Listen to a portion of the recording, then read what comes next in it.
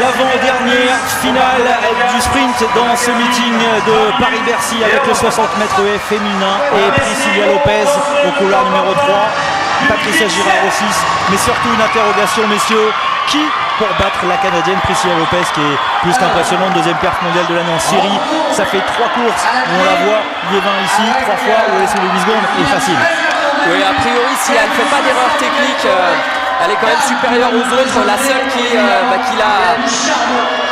la devance au bilan mondial, c'est Lolo Jones qu'on a vu donc établir avec 7,85 la meilleure perf mondiale de l'hiver au meeting de Stuttgart. C'était sur Sport Plus. Mais effectivement, Nicolas, Priscilla Lopez est quand même un ton au-dessus. Maintenant, nous, Français, c'est vrai que on va suivre particulièrement ce que va faire Patricia Girard qui a réussi à se glisser dans cette finale avec des jeunes filles de niveau mondial. On le redit à chaque fois, Patricia qui a 40 ans et qui sera au couloir numéro 6, mais la voici, la favorite, Priscilla Lopez.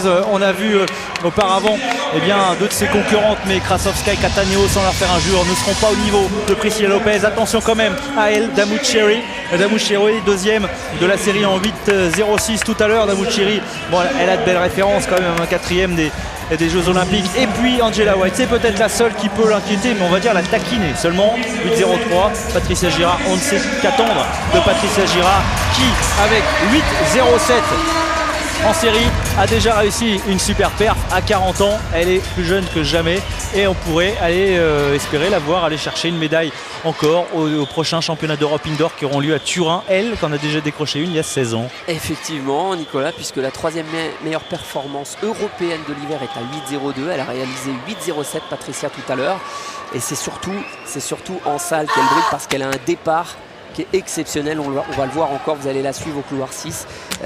Probablement qu'elle sera avec Priscilla Lopez, voire devant Priscilla Lopez sur la première rue. C'est la dernière à se mettre dans les blocs, Patricia Girard au couloir 6. Comme en série, elle était devant Lopez sur la première rue. Priscilla Lopez, la voici. Le moins qu'on puisse dire, c'est qu'elle est musculeuse, la Canadienne. Et tout en puissance, tout en puissance et peu de place pour la technique. Médaillée de bronze aux derniers Jeux Olympiques sur le 100 haies, évidemment. Pas de faux départ avec un bon départ de Lopez, un bon départ de White également. Et Lopez qui piétine un petit peu, mais qui va quand même chercher la victoire. 7,91. Oui, piétiner et quand même, on va dire, faut mettre des pincettes avec ce terme parce que 7,91, ça veut dire pour l'instant qu'elle égale son temps des séries. On va voir si le chrono n'est pas corrigé. Si, 7,90. Donc c'est une deuxième meilleure performance mondiale de l'année qu'elle améliore une nouvelle fois en finale. Les deux courses du même niveau. Bravo quand même à elle parce que elle se rapproche de Lolo Jones, on vous l'a dit, qui pointe en tête des bilans mondiaux avec 7,85. Donc Priscilla Lopez effectue un très très bon hiver puisqu'elle a gagné Liévin et là elle enchaîne avec une deuxième victoire sur le sol français à Bercy. Et Patricia Girard, 8,12, qui fera pas mieux que ces séries.